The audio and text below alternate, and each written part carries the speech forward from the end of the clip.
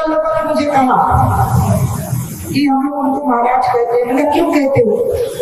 तुम उनको भैया कहोगे तो भी वो इतने ही खुश होंगे, तुम उनको बेटा कहोगे तो भी वो इतने खुश होंगे। तुम लोग कहते हो ना, इसलिए वो हामी भर देते हैं। लेकिन अगर आप इस हिसाब से सोचो कि एटीट्यूड किसका ज्यादा खराब रहता है, क्यों सच्ची बताओ, मेरा ज्यादा खराब रहता है, उनका उतना नहीं है। इतनी सरलता है स्वभाव में। और आज मैं कहूंगी कि इस मध्य प्रदेश में जो भाजपा की सरकार पहली बार बनी तो सिंधिया वंश का योगदान रहा, और अंत में मिट गई और फिर बनी तो उसमें भी सिंधिया वंश का ही कारण है।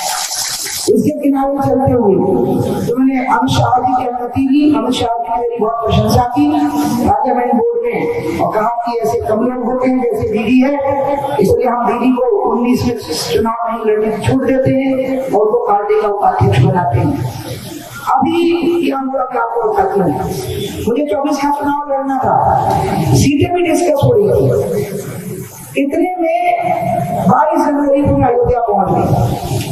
रामलला की प्रतिष्ठा में प्रथम पंक्ति के सामने बैठी हुई थी। मेरे बगल में एक ऐसे व्यक्ति बैठे थे जिनका हम नाम नहीं ले सकते, क्योंकि वो हमारे बीजेपी संगठन के नहीं है, लेकिन हमारे विचारधारा के संगठन के बहुत बड़े व्यक्ति हैं।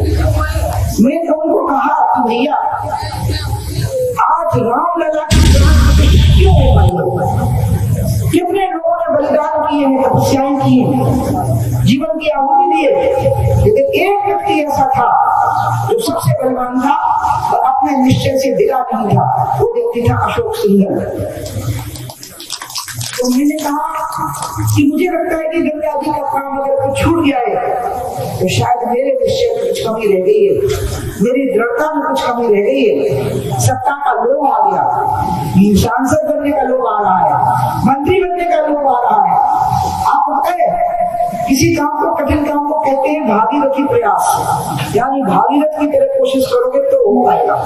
तो मैंने कहा इसलिए सत्ता का लोभ छोड़ना पड़ेगा।